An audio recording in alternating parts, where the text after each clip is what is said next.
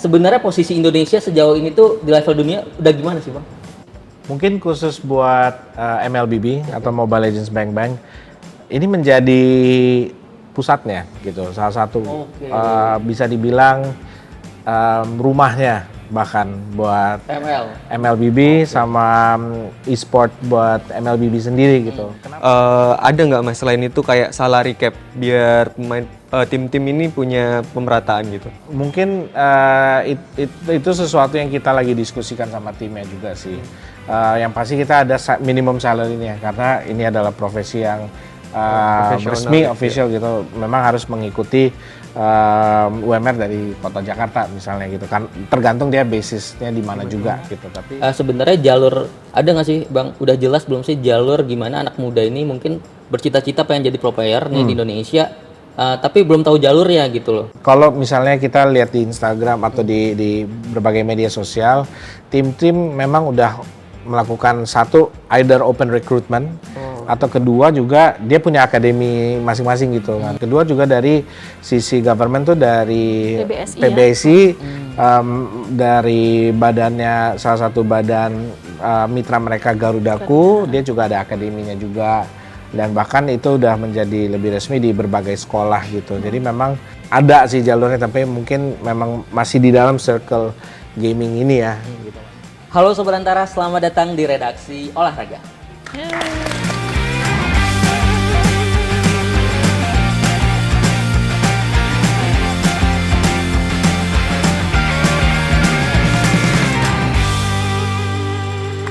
Bertemu lagi bersama saya Prada dan seperti biasa saya ditemani dua rekan jurnalis olahraga Antara, ada Fajar dan juga Kak Arindra Meodia.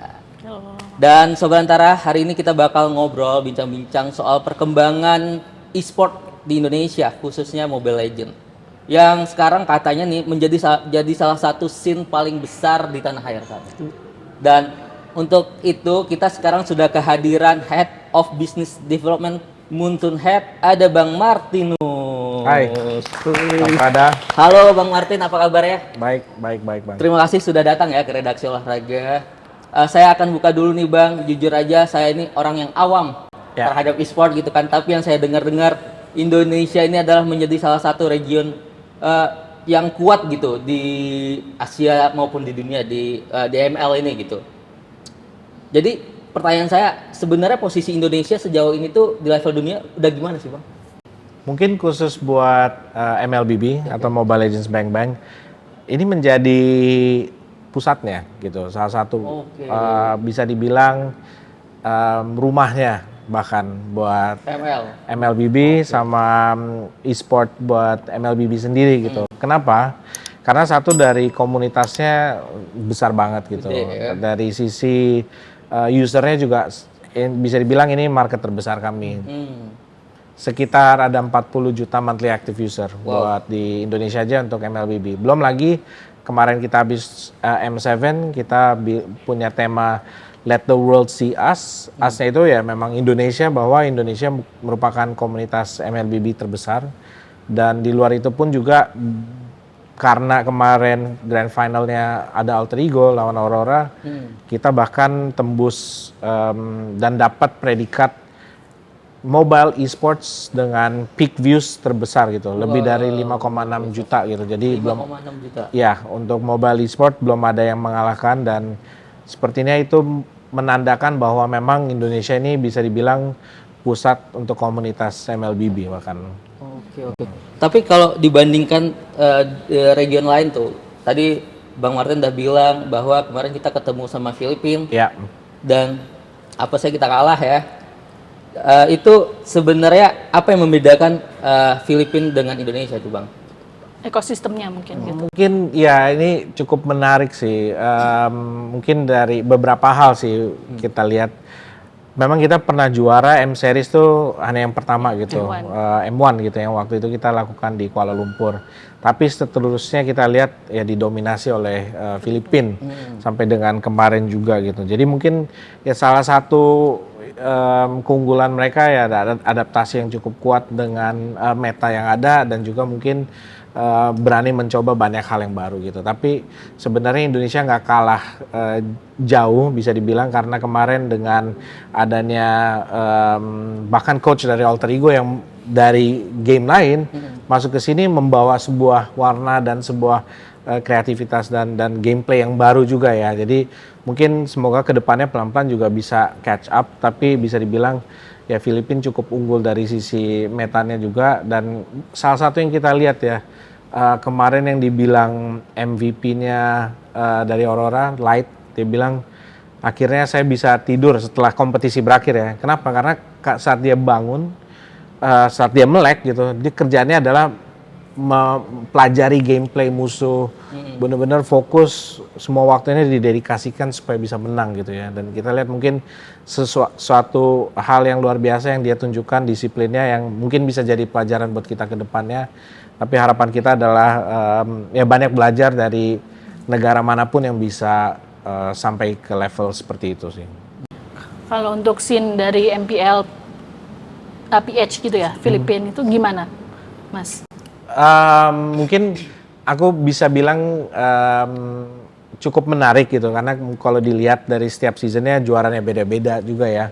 Kemudian dari sisi tadi juara M Seriesnya juga bisa dibilang selalu beda-beda timnya gitu. Iya. Jadi sangat kompetitif juga gitu kan. Dan yang kita bisa lihat bahwa banyak sekali pemain di sana itu benar-benar bermain untuk membawa keluarga dia keluar dari bisa dibilang kemiskinan juga ya.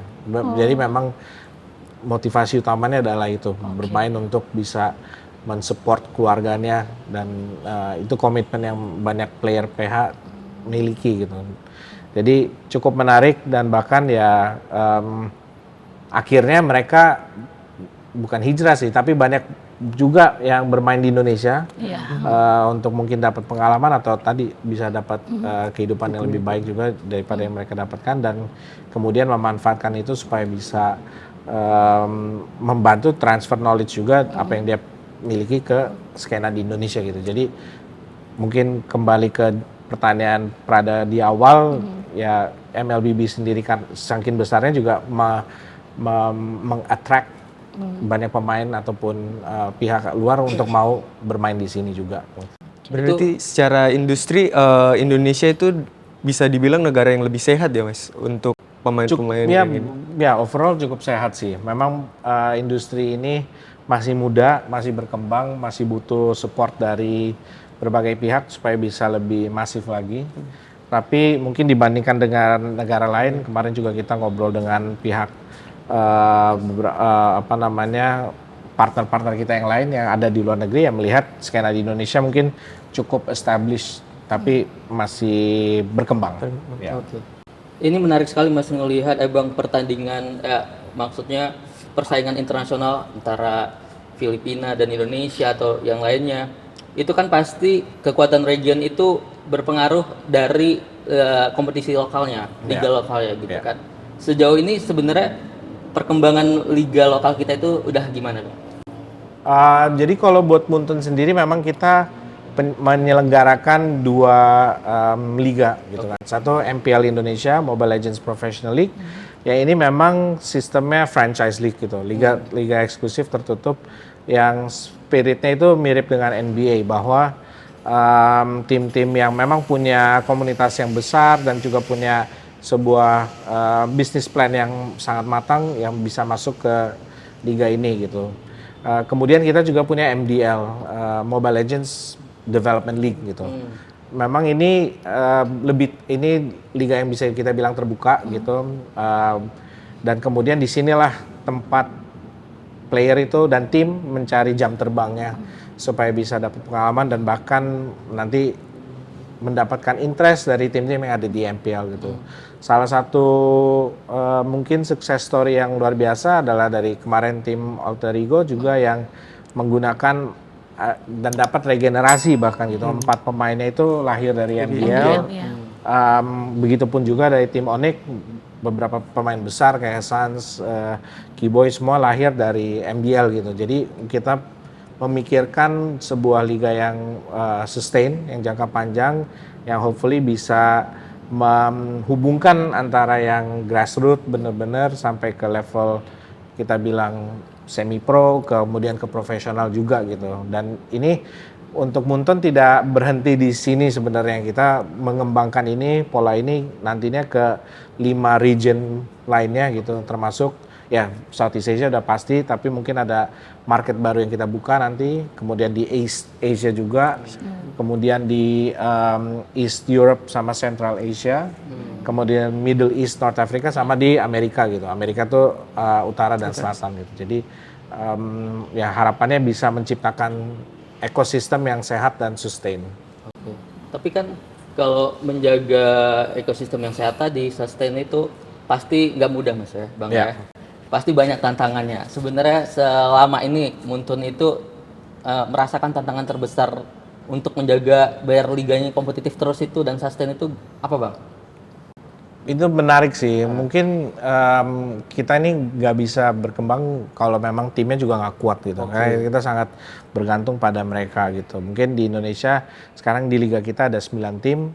Udah ada beberapa tim yang mungkin lebih established, ada tim yang lagi mengembangkan komunitasnya, dan kita lihat mereka semua sangat serius gitu. Jadi mungkin yang kita butuhkan ya waktu untuk supaya masing-masing bisa makin mature, bisa berkembang juga dan punya fanbase yang loyal, dan kemudian ya bisa lebih scalable lagi sih. Tapi dari sisi kami memang kita masih muda, tahun depan adalah tahun ke-10 kita. Jadi masih banyak yang kita pelajari, dan ya dengan tim juga masih butuh waktu untuk bisa lebih optimal lagi nantinya. Tapi kan kita kedatangan, kayaknya tahun lalu ya, kedatangan tim baru, Navi dari Ukraina. Nah, kalau dari MPL Indonesia tuh ada kebijakan nggak sih? Berapa tim yang bisa, tim luar negeri yang bisa main di MPL Indonesia kayak gitu-gitu, Mas? Memang walaupun mungkin dilihat dia dari luar negeri, tapi dia sebenarnya kita wajibkan punya establishment di Indonesia juga gitu. Jadi mungkin terlihat seperti ada kepemilikan luar, tapi ya kita membutuhkan dia punya legal entitas di Indonesia supaya memang dia invest di Indonesia sih gitu. Kalau dari sisi kami memang ada sebuah batasan itu, tapi fokus kita adalah supaya mereka build locally gitu sih Mbak sebenarnya.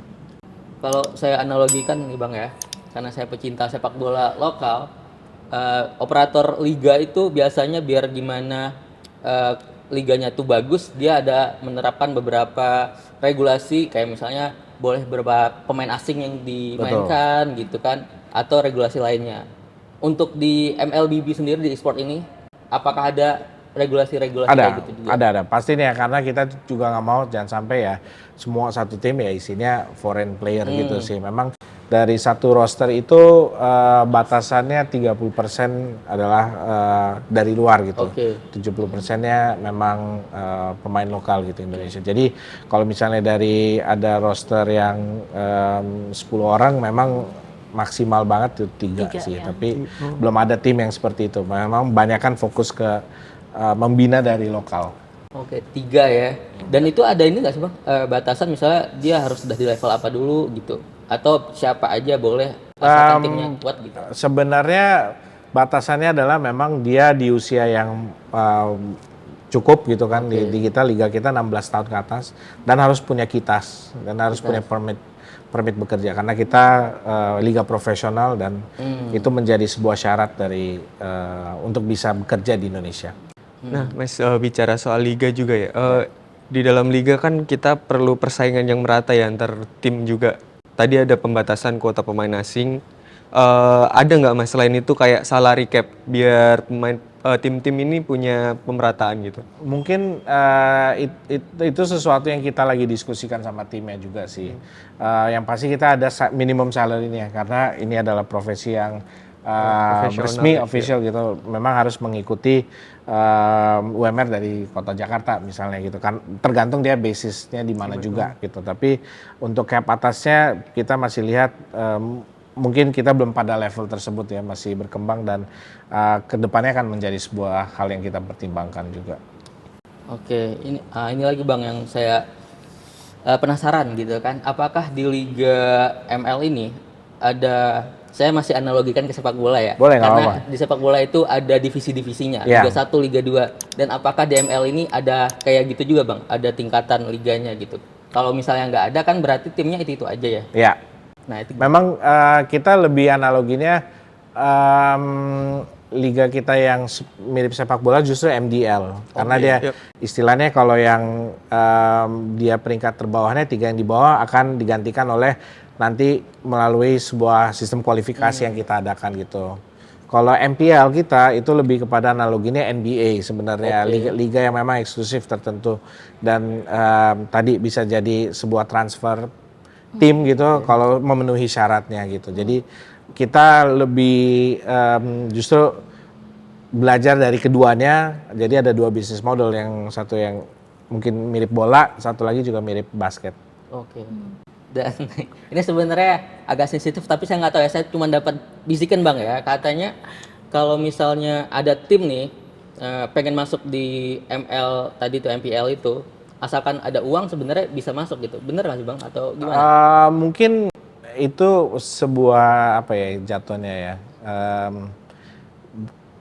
persepsi yang Kurang bener ya. ya yang lahir dari komunitas juga, karena memang kita dari tahun 2019 di season 4 memang punya memang salah satu syaratnya adalah memang punya modal kapital yang cukup untuk invest ke liganya. Sebenarnya itu adalah sebuah investment untuk liganya sendiri dan kembali lagi ke timnya gitu kan, dari revenue share dan lain-lain. Dan sebenarnya tidak benar tidak hanya modal, karena kalau misalnya modal aja anggapan siapa aja juga bisa masuk kan, kasarnya ya. Tapi kita melihat di yang paling penting adalah sebuah business plan yang sustain dan juga ya punya komunitasnya juga. Kalau misalnya dia punya capitalnya tapi membangun dari nol, gak ada fanbase-nya dan lain-lain, akan sulit buat dia kan. Kita concern, kita pengen timnya sukses dong pastinya. Kalau dia sukses kita juga sama-sama berkembang gitu. Tapi kalau memang hanya mengandalkan modal tanpa adanya tadi bisnis plan yang matang dan juga komunitas yang cukup besar, akan sulit gitu, karena ya disitulah core base-nya buat e-sports gitu. Ya, kita bicara soal MPL Bang. Di season 15 kan tembus juga views-nya terbanyak, 4,1 juta. Sekarang season 17 ada sesuatu yang baru nggak untuk terus meningkatkan rate? Mungkin kita kalau dari sisi liga sih pasti berusaha untuk memberikan sebuah tayangan yang menarik gitu. Tapi ini semua sebuah sinergi dengan timnya masing-masing sih. Karena timnya ini yang justru misalnya nonton bola kan pasti karena tim yang tertentu yang main kan, bukan karena liganya aja gitu kan. Pasti siapa yang bermain, dan timnya pun juga sekarang kalau dilihat pergerakan udah banyak tim yang udah announce rosternya, banyak hal yang menarik nih pergerakannya, dan nggak hanya dari level playernya tapi mungkin dari pelatih dan coachnya juga ya. Itu sesuatu yang menurut kami yang akan menjadi salah satu hal utama yang membuat orang-orang pengen tahu dan pengen nonton dan penasaran gitu.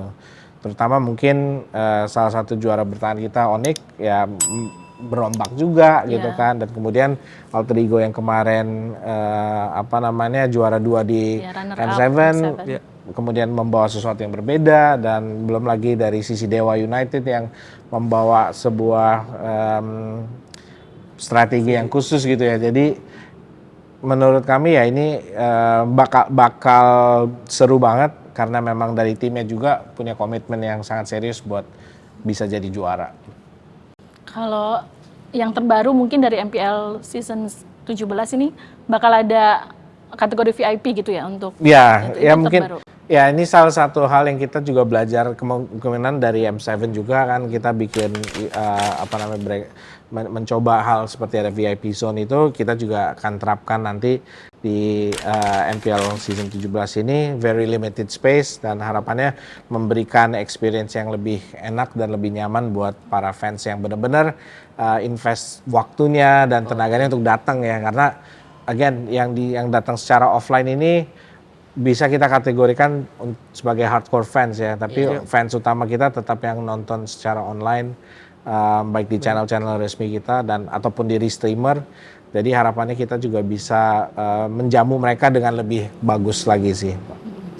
Ini keren nih kami, karena saya ngelihatnya hampir sama kayak waktu IBL mau ngadain season barunya kan dia juga nggak hanya mikirin bagaimana liga ini kompetitif, tapi juga mikirin industrinya, mas ya. Nggak bisa bilang begitu ya. Maksudnya mikirin gimana fans datang biar nyaman dan lain-lainnya gitu ya. Ya, kita semaksimal mungkin, apalagi udah jauh-jauh datang ya, bahkan ada yang dari luar kota datang ngejar kereta segala macam. Jadi kita sangat apresiasi, jangan sampai mereka merasa tidak nyaman ataupun tidak bisa menikmati dengan maksimal gitu. Karena untuk nonton, nggak tahu deh teman-teman pernah datang atau enggak, semoga nantinya datang season 17. Tapi experience offline itu memang berbeda karena dengerin dari fansnya sorak-sorak, bawa drum, kemudian dengerin mungkin casternya si Oji teriak ini bencana di situ dan lain-lain, itu sebuah experience yang seru sih. Dan apalagi mungkin bocorannya adalah kalau di offline tayangan layarnya itu ada yang lain, misalnya ada item build-nya juga.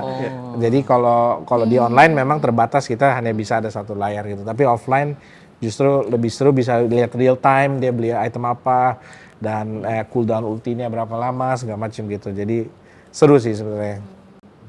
Kalau secara industri berarti ini ada kemajuan yang cukup pesat bang ya, bisa dibilang. Ya industrinya sih sangat apa ya namanya, masih berkembang.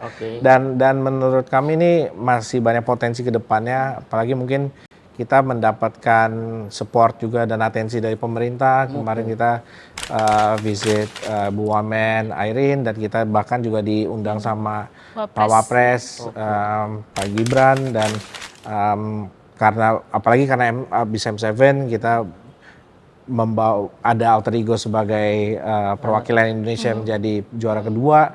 Jadi atensinya cukup banyak dan cukup bagus, dan bahkan kita memikirkan juga untuk bagaimana bisa punya campaign yang positif dan juga mengedukasi orang tuanya, karena kan mungkin stigma e-sport atau gaming masih belum terlalu proven gitu. Ini industri yang baru, membutuhkan waktu yang cukup lama supaya bisa lebih proven. Tapi selama ini sih dari para stakeholder bahkan dari media pun banyak supportnya dan banyak melihat bahwa ini punya potensi ke depannya. Tinggal mungkin bagaimana kita bisa membantu dan memberikan akses ataupun orang-orang yang mau dapat akses gimana sih ke depannya gitu sih. Bang, kemarin ketemu Mas Wapres tuh ngomongin apa sih? Mas Wapresnya? Ya, pada dasarnya sih beliau mengundang karena setelah M7 juga undang tim alter ego juga gitu kan ya, dia memberikan apresiasi dan melihat bahwa ini ya salah satu industri yang mungkin memiliki potensi juga buat anak-anak bisa berkarir ya. Tapi mungkin kita tidak hanya jangan fokus saja sebagai pro player, karena itu mungkin segelintir orang juga. Tapi di balik ini kan ada juga bisa dari media gaming, bisa dari caster, bisa dari event organizer-nya gitu kan, atau bisa dari bahkan ya support system lainnya yang ada di industri ini gitu. Jadi harapannya adalah kita bisa saling mendukung dan juga punya dampak yang positif, karena memang ada sukses story-nya banyak sih gitu, tapi memang itu kan butuh perjuangan, butuh effort, dan juga mungkin butuh waktu untuk bisa dijadikan ya. Semoga ya kedepannya bisa semakin scalable dan bisa menjadi sebuah mungkin ekonomi kreatif lainnya gitu, karena bisa membantu berbagai pihak. Masuk yang M7 juga itu kan kayaknya semua aspek ya, bahkan entertainment juga gitu, ada Nona gitu kan, soundtracknya tuh keren banget sih soundtracknya. Iya, karena itu kembali lagi dengan tema tadi Let the World See Us. Kita sebagai orang Indonesia ternyata memang punya tidak hanya e-sportnya, tapi tadi ada elemen entertainmentnya, bahkan musik, punya rising girl band yang bahkan mendunia sekarang gitu. Jadi kita sangat happy dan bangga bisa membawa Indonesia ini ke mata dunia. Salah satunya melalui channel e-sport ini, tapi ternyata faktor budaya juga masuk, musik juga masuk, dan kemudian kan kita juga bikin seperti ada karnivalnya juga di situ, UMKM juga ada. Jadi beberapa tidak hanya dari fans domestik tapi yang internasional juga mencicipi kuliner Indonesia, melihat beberapa brand-brand yang ada di situ. Jadi ya ini semacam e-sports diplomasi yang kita coba kembangkan bersama dan bisa dapat support juga dari pemerintah. Berarti bisa saya bilang juga, apakah udah bisa nih Bang dibilang industri e-sport ini sudah bisa menjanjikan buat pekerjaan profesional gitu, selain tadi pro player ya kan banyak gitu. Mungkin masih dalam tahap berkembang dalam hal gini. Kalau misalnya untuk benar-benar jadi profesi, menurutku perlu ada jalur pendidikannya juga, Mas. Ya, jadi kayak misalnya di kampus kita lihat belum ada nih jurusan e-sport atau ya. Tapi ekstrakurikuler udah. Nah, itu udah fondasinya step pertamanya mungkin udah ada ya gitu. Jadi kalau misalnya kita lihat di berbagai atau di China bahkan ya mereka sudah ada ya di dalam kampusnya juga ada jurusan e-sport gitu. Sehingga mungkin dari professional e-sport team ataupun game publisher bisa rekrut orang dari situ gitu. Kalau saya memang jujur tidak ada background e-sport gitu. Ya cukup generik gitu. Tapi kedepannya kalau memang bisa dapat kesempatan untuk bisa kerjasama dengan kampus atau apa, kenapa kita tidak memikirkan sampai ke level kampus ada edukasinya atau bahkan dari sebuah SMK atau apa kan ya. Ini ada opportunity gitu supaya benar-benar industri ini holistik lah. Karena kita kan di ujung ya sebagai stakeholder, sebagai penggiatnya, tapi memang butuh bibit-bibitnya dengan jalur yang mungkin lebih formal gitu. Tapi itu kan tadi yang di luar pro player ya. Nah, saya ini penasaran juga sama sebenarnya jalur, ada nggak sih Bang? Udah jelas belum sih jalur gimana anak muda ini mungkin bercita-cita pengen jadi pro player nih di Indonesia, tapi belum tahu jalurnya gitu loh. Atau sebenarnya jalurnya udah ada tapi belum tahu ya. Sebenarnya menurutku udah mulai banyak juga Bang Prada. Jadi kayak entah dari kalau misalnya kita lihat di Instagram atau di berbagai media sosial, tim-tim memang udah melakukan satu either open recruitment atau kedua juga dia punya akademi masing-masing gitu kan, dari misalnya RRQ punya akademinya ataupun EVOS juga dan lain-lainnya gitu kan. Itu mungkin satu jalur yang bisa. Yang kedua juga dari sisi government tuh dari PBSI dari badannya, salah satu badan mitra mereka Garudaku, dia juga ada akademinya juga. Dan bahkan itu udah menjadi lebih resmi di berbagai sekolah gitu. Jadi memang kalau misalnya kita udah cemplung ke dunianya mungkin harus searching dikit. Ada sih jalurnya tapi mungkin memang masih di dalam circle gaming ini ya gitu Mas. Jadi perlu dibikin lebih scalable lagi ataupun lebih populer buat anak-anak supaya tahu gitu. Jadi kedepannya harapannya kalau misalnya mau tahu pro player udah bisa either daftar ke sebuah akademi ataupun memang tahu langkah-langkahnya gimana gitu, karena memang butuh suatu kedisiplinan, butuh sebuah istilahnya sama kayak pemain ya, dedikasi kalau mau jadi ke situ. Mas, idealnya tuh untuk memulai menjadi pro player tuh di usia berapa Mas? Karena saya dulu main dari season 1 tuh dan lihat sekarang kok banyak pilihannya ya anak-anak gitu. Sekarang udah tua nih, kayaknya nggak mungkin nih mau jadi pro player gitu. Paham sih, aku mungkin bukan pakarnya juga di sisi pelatihannya sendiri, cuman ya kalau berdasarkan yang kita memang rekrut kan dari ya 16 plus gitu, jadi ikutin anjuran usia itu deh. Berarti untuk nge-grow pemain jadi pro player tuh harusnya dari seenggaknya 16 plus mungkin dulu. Iya sih, karena ya 16 plus itu istilahnya satu udah punya pemahaman lebih jelas mengenai mikro makronya juga mungkin ya, dan mungkin ya itu udah dari sisi studinya juga idealnya kan udah selesai juga dari sisi SMA-nya gitu dan lain-lain gitu. Jadi tapi kalau dari MPL ID gitu, ada nggak sih kebijakan itu? Kamu harus selesai dulu atau ada kasus-kasus yang sambi gitu? Iya, memang kalau dari kita sih yang kita haruskan memang usianya aja gitu. Mengenai pendidikannya itu dikembalikan ke masing-masing pribadi dan juga dari timnya sendiri, karena kemudian ya timnya akan mendukung untuk memang mungkin ada yang homeschooling juga, ada yang mungkin berhenti habis itu lanjutkan setelah dia karirnya lagi break segala macam gitu. Tapi memang kita tidak pernah menganjurkan untuk tidak sekolah lah. Harus itu bahkan kita anjurkan juga, kita support ya gitu. Nah itu menarik Bang. Kan sekarang mungkin kebanyakan orang tua di Indonesia mungkin masih ngelihat game ini negatif mungkin ya ini ya. Itu gimana cara mungkin dari Muntun sendiri ngebikin biar ada pengertian atau cara-cara yang edukatif bahwa ini nih bisa loh akhirnya hidup di sini juga gitu loh. Mungkin ya yang salah satu yang kita support memang dari sisi sukses story, entah playernya atau coachnya kan yang memang berkarir di situ gitu. Tapi satu hal yang kita lakukan juga adalah edukasi bahkan ke level sekolah gitu kan. Kemarin kita ke Surabaya di support juga sama Dinas Pendidikannya di Jawa Timur.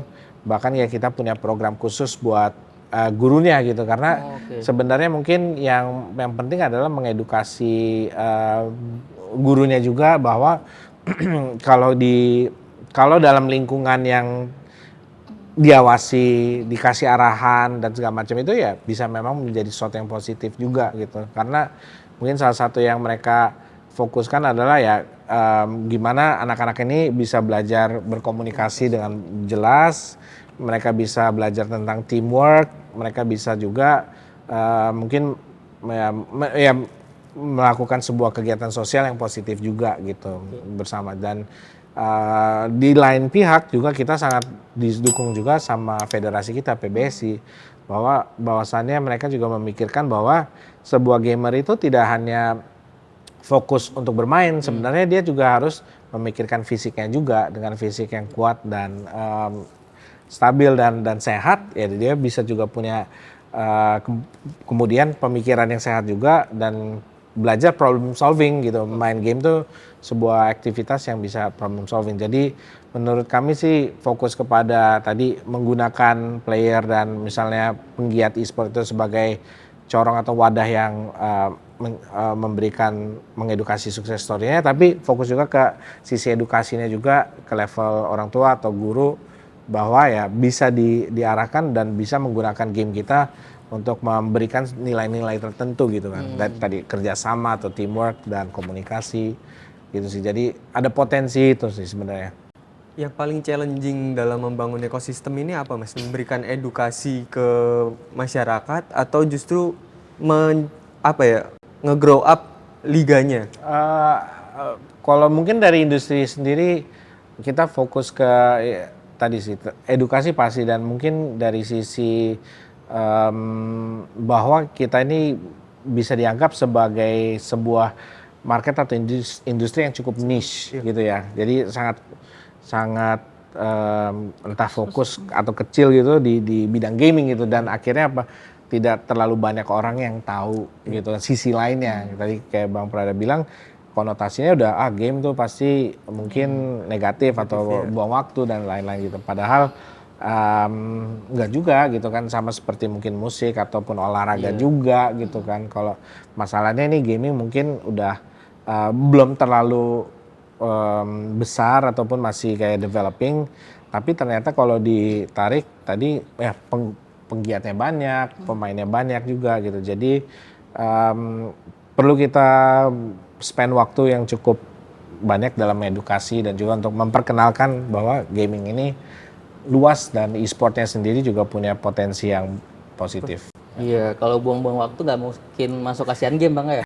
Iya benar, ya Asian Games nanti di Nagoya di November ini sih. Tahun pertama Bang ya? Betul, tahun pertama e-sport itu udah secara resmi dipertandingkan ya? Iya, sudah. Itu kan tahun yang di Cina kemarin itu masih beberapa game juga. Betul. Dan itu masih belum menemukan formula yang tepat untuk game seperti apa sih yang mau dipertandingkan. Ya. Untuk yang season Yang Asian Games tahun ini kan Sudah udah tahu nih ya. boleh kayak gitu. Betul. Jadi ya ujungnya cukup menarik karena di level nasional pun kita ada di PON, kemudian di level regional kita ada di SEA Games, di ASEAN ya kan, di Southeast Asia, terus di level ASEAN-nya sendiri, Asian Games ya, siapa tahu bisa jadi masuk ke Olimpik, bener. ya who knows gitu. Terakhir mungkin ini Bang ya, pertanyaan dari saya, MLBB ini sebenarnya di Indonesia udah ada peta jalannya atau belum Bang? Arahnya nanti 5 tahun ke depan mungkin mau bagaimana? Yang pastinya sih kita tetap komit dan istilahnya berusaha untuk kontribusi yang sepositif mungkin di Indonesia. Tentunya seperti aku bilang tadi, ini salah satu pasar yang terbesar kita, kemudian juga bahkan kita udah dilibatkan di banyak event nasional dan regional segala macam gitu. Jadi ya kita pasti punya sebuah komitmen dan fokus untuk bisa memajukan industri ini, entah dengan membantu bahkan juga transfer of knowledge buat dari sisi game development-nya ataupun buat penyelenggaraan e-sportnya sendiri gitu. Karena kita nggak bisa jalan sendiri, kita tetap butuh partner seperti media ataupun dari sisi sponsor dan government dan lain-lain, dan kita pengen fokus untuk bisa berkembang bersama lah gitu. Karena ada istilah kalau mau cepat ya sendirian aja, tapi kalau mau jauh kita harus bareng-bareng gitu. Jadi itu yang semangat kita punya sih. Oke. Mungkin teman-teman ada lagi pertanyaan? Atau udah? Mungkin. Udah, oke. Terakhir Bang, tadi udah terakhir lagi. Dari abangnya sendiri mungkin dari Muntun, ada yang ingin disampaikan mungkin ke pelaku atau ke fans atau ke industrinya sendiri, mungkin dari abang ada harapan atau apa gitu? Mungkin singkat aja sih bahwa industri ini masih berkembang, masih muda. Kita belajar bersama dan berkembang bersama gitu. Jadi spiritnya adalah kalau dari sisi kita berusaha juga untuk menyediakan sebuah wadah yang clear gitu dari sisi e-sports turnamen dan juga timeline kita, bahkan tidak hanya level lokal di Indonesia, bahkan sampai ke World Series-nya kita ada. Jadi kita pengen banget berkembang bersama dan dapat masukan-masukan dari fans kita, bahkan dari pemain juga, untuk gimana kita bisa membantu mereka gitu. Jadi itu aja sih, supaya kita bisa saling membantu dan kembangin bersama. Oke, thank you Bang Martin sekali lagi atas waktunya. Terima kasih atas insight-insight ke kita. Ini semoga menjadi gambaran ya buat Sobat Antara di rumah, gimana sih perkembangan e-sport Indonesia sejauh ini gitu. Thank you sekali lagi Bang Martin. Thank you teman-teman. Dan buat Sobat Antara, jangan lupa baca berita olahraga langsung dari sumbernya di antaranews.com dan episode redaksi olahraga di YouTube Antara TV Indonesia. Sampai jumpa.